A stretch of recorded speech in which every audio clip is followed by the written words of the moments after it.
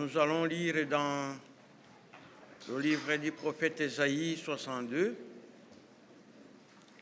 du 1er au 7e verset. Ésaïe chapitre 62, du 1er au verset 7.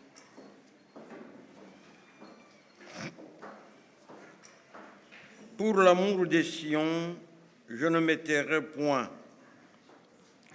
Pour l'amour de Jérusalem, je ne prendrai point de repos, jusqu'à ce que son salut paraisse comme l'aurore et sa délivrance comme un flambeau qui s'allume. Alors les nations verront ton salut et tous les rois ta gloire. Et on t'appellera de nom nouveau que la bouche de l'Éternel déterminera. Tu seras une couronne éclatante dans la main de l'Éternel, un turban royal dans la main de ton Dieu. On ne te nommera plus délaissé, on ne nommera plus ta terre désolation, mais on t'appellera mon plaisir en elle. Et l'on appellera ta terre épouse, car l'Éternel met son plaisir en toi, et ta terre aura un époux. Comme un jeune homme s'unit à une vierge, ainsi tes fils s'uniront à toi, et comme la fiancée fait la joie de son fiancé, ainsi tu feras la joie de ton Dieu. Sur tes murs, Jérusalem, j'ai placé des gardes, ils ne se tairont ni jour ni nuit. Vous qui la rappellerez au souvenir de l'Éternel, point de repos pour vous. Et ne lui laissez aucun relâche jusqu'à ce qu'il rétablisse Jérusalem et la rende glorieuse sur la terre. Amen. Nous venons de lire la prophétie d'Ésaïe. C'est la prophétie et c'est en même temps une promesse. C'est la prophétie de ce qui allait se passer, car le peuple de Dieu allait pécher, et à cause de leur péché, Jérusalem ou Sion allait tomber dans la désolation. Parce que le peuple de Dieu allait être déporté dans des pays étrangers, et même le temple allait être détruit. Alors, quand on parle du temple, quand on parle de Jérusalem, quand on parle de Sion, ça veut dire que c'est le siège de la gloire de Dieu. Sion, quand on parle en fait de Sion, c'est la même chose que Jérusalem, parce que Jérusalem est bâtie sur la colline de Sion. Or, quand on parle de Sion, c'est la montagne sainte. Et cette montagne sainte était le siège de la gloire de Dieu, était le siège de la justice. Or, par la main des prophètes, Dieu avait dit que si le peuple pêche, ils allaient être déportés. Ils allaient être déportés dans un pays étranger. Les lieux, leur sanctuaire allait être détruit et que le peuple allait devenir déportés dans d'autres pays. Alors ici, on dirait que c'est une prière, c'est une intercession pour Sion, c'est une intercession pour le temple, pour le lieu saint. Et cette prière est inspirée par le Saint-Esprit, comme le Saint-Esprit prie pour nous aussi. Mais il y a de termes quand même auxquels il faut s'attarder. Au premier verset, c'est Dieu qui parle. Je ne me tairai point,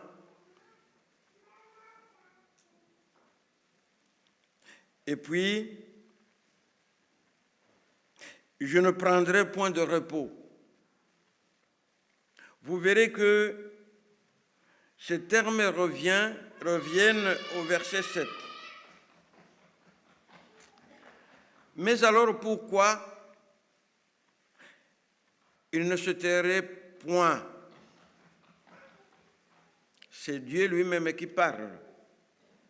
À cause de l'amour que j'ai pour Sion, à cause de l'amour que j'ai pour Jérusalem. Pourquoi? Parce que la justice et la gloire est partie. Parce que le temple est détruit. Et cette destruction provient du fait que le peuple avait péché, n'avait pas voulu marcher dans la volonté de l'Éternel, n'avait pas voulu obéir la parole telle qu'il a été donnée. Quand je parle de la parole ici, c'est la loi. En effet, le peuple de Dieu savait que s'il pêche, s'il ne pratique pas la justice, s'il ne prend pas soin des orphelins, des malheureux et même des étrangers, le peuple allait être puni et chassé de sa terre natale. Et alors, le peuple n'a pas respecté ces prescriptions. Le peuple a finalement péché, et c'était presque tout le monde, que ce soit les prophètes, que ce soit les sacrificateurs, même le bas peuple, tout le monde avait péché. Et alors, le peuple a été déporté et le temple est détruit. Quand le temple est détruit, ça veut dire que c'était le seul espoir du peuple de Dieu. On avait un seul endroit où il fallait prier, c'est le temple à Jérusalem, sur la montagne de Sion. Or, quand le temple est détruit, on ne peut pas offrir des sacrifices. Ça veut dire que tous les services religieux, tous les faits religieux qui étaient pratiqués à Jérusalem ne seront plus pratiqués. Ce qui veut dire que la gloire de Dieu n'y est plus. C'est ce qu'en fait nous avons lu dans le verset 1er.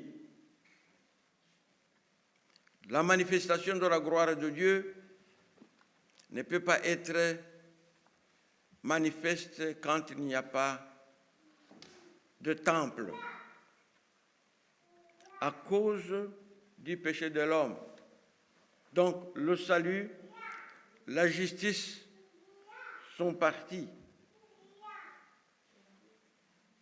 Et l'Éternel dit qu'il ne va pas se taire avant le rétablissement de la gloire de Dieu, avant le rétablissement de la justice dans le pays. C'est curieux parce qu'en fait, quand on considère le premier verset, on trouve que dans le premier verset, c'est l'Éternel qui parle. Mais dans le 7e verset, c'est le peuple. Oui, il y a eu des péchés, il y a eu des transgressions de la loi, mais ce n'est pas tout le monde.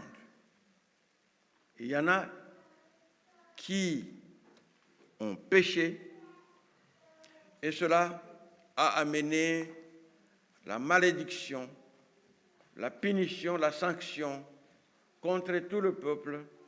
Le peuple a été déporté, mais ce n'est pas tout le monde qui avait péché.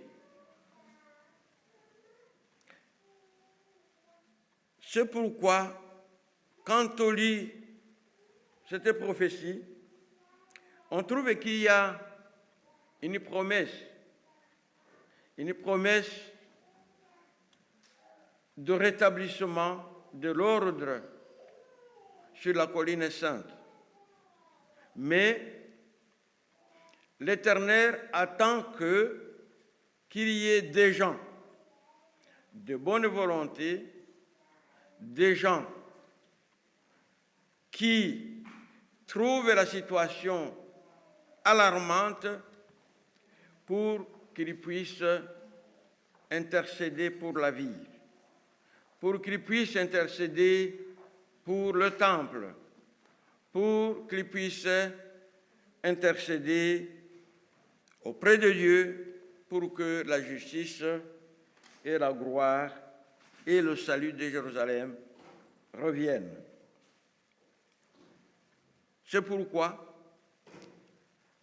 au verset 6b et le verset 7, il est écrit: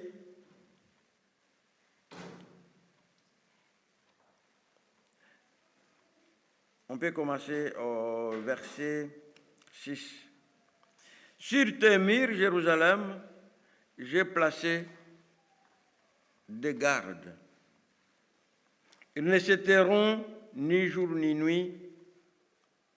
Et vous qui la rappelez au souvenir de l'Éternel, point de repos pour vous, et ne lui laissez aucun relâche. À qui on ne peut pas donner un relâche, c'est à l'Éternel.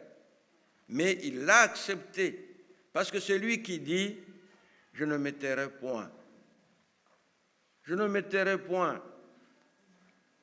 Avant que la justice et le salut de Jérusalem ne soient rétablis, je ne me tairai point. Et jamais je ne pourrai pas me reposer avant que le salut de Jérusalem soit rétabli. C'est au moment où le salut de Jérusalem sera rétabli que la gloire de Dieu sera manifeste dans la ville sainte. Et il a besoin de gardes pour se tenir sur les murs. Il a besoin de moi, il a besoin de toi, qui n'ont pas pu pécher pour que la gloire, pour que la justice puisse partir. Mais nous avons déjà la promesse que le Seigneur nous attend. Lui qui est chagriné par le fait même, par la situation de sa ville sainte, par la situation de Sion, il est là, il nous attend. Il ne s'éteint pas et il ne se dérache pas. Il veut alors des gardes qui adopte la même attitude pour intercéder auprès du Seigneur pour que la gloire du Seigneur revienne. Quand nous lisons dans Ézéchiel chapitre 22,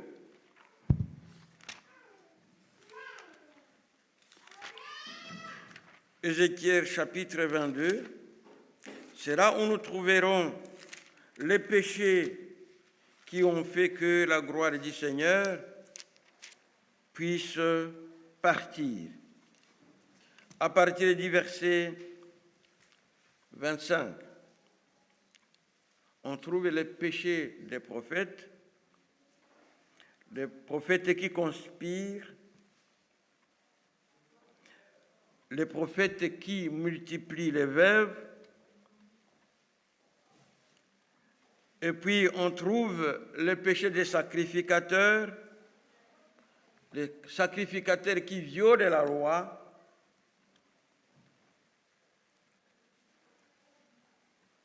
qui ne distinguent pas le bien et le mal. On trouve le péché du peuple tout court qui néglige les pauvres et les malheureux, qui néglige les veuves et les orphelins et qui néglige les étrangers. C'étaient des péchés qui étaient caractéristiques au peuple de Dieu à ce temps-là, alors qu'ils avaient reçu des prophètes qui les avaient informés qu'ils devaient éviter tous ces péchés dont nous venons de voir.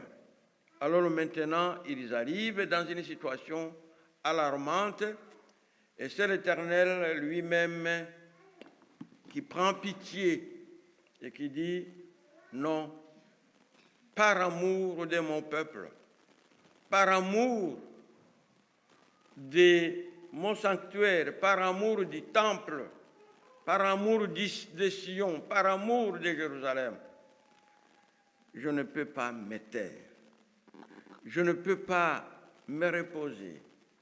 Aucun repos pour moi, c'est l'Éternel qui parle, mais je veux des gardes, des gens de bonne volonté, des gens qui aiment la justice, pour les mettre, pour les consacrer comme des gardes qui doivent se tenir sur les murs, afin qu'ils puissent intercéder pour le retour de la justice et de la gloire de Dieu.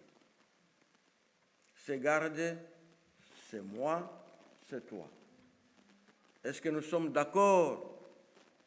Nous sommes d'accord de devenir ces gardes pour intercéder, pas parce que Dieu nous attend. Le Seigneur nous attend.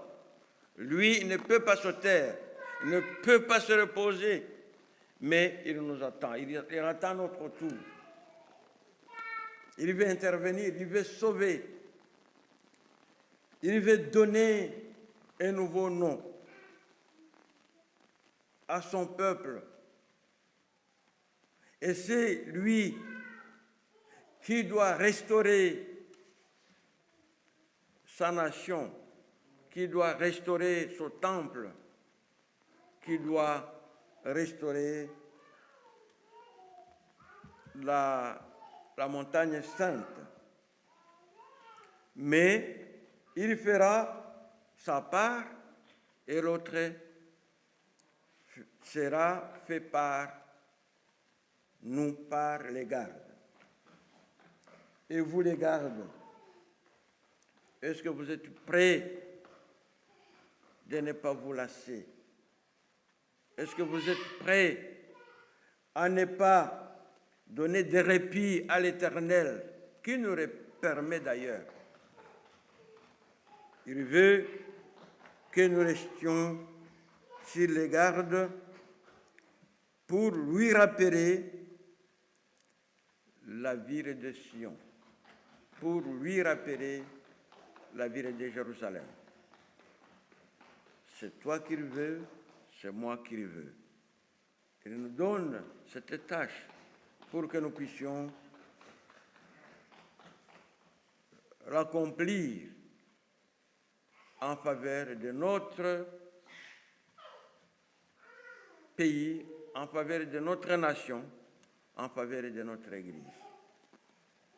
En fait, quand on parle de Jérusalem, quand on parle de Sion, on peut parler même de l'Église. On peut parler du temple. Le temple, c'est qui? C'est moi. C'est moi.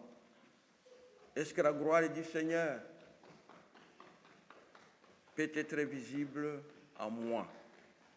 Ou bien je l'ai déjà chassé à cause de mes transgressions de la loi.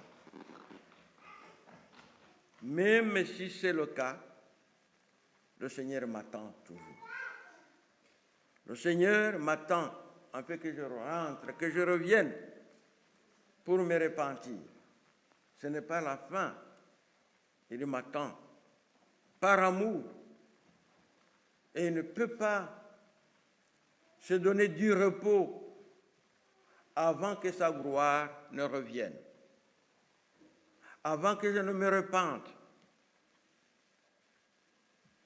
avant que je ne prenne pas la décision de revenir. Il va faire sa part, mais il ne veut pas faire ma part. Évidemment, il y a le Saint-Esprit qui est là. Le Saint-Esprit qui est là pour me convaincre, pour convaincre celui qui s'est détourné de la vraie voie. Mais le Saint-Esprit aussi ne prendra pas la décision à ma place. C'est moi qui dois prendre la décision.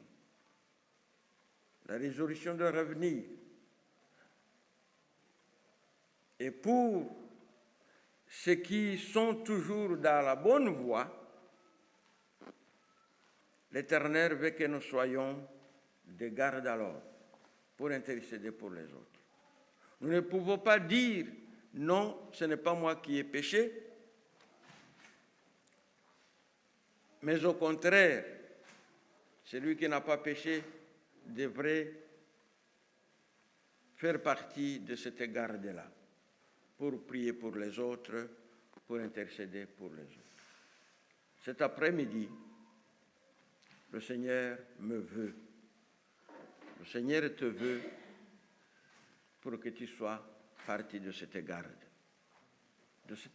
qui intercède, de cette garde qui rappelle à l'Éternel la ville sainte, le temple. Vous savez en effet que nos corps sont les temples du Saint-Esprit.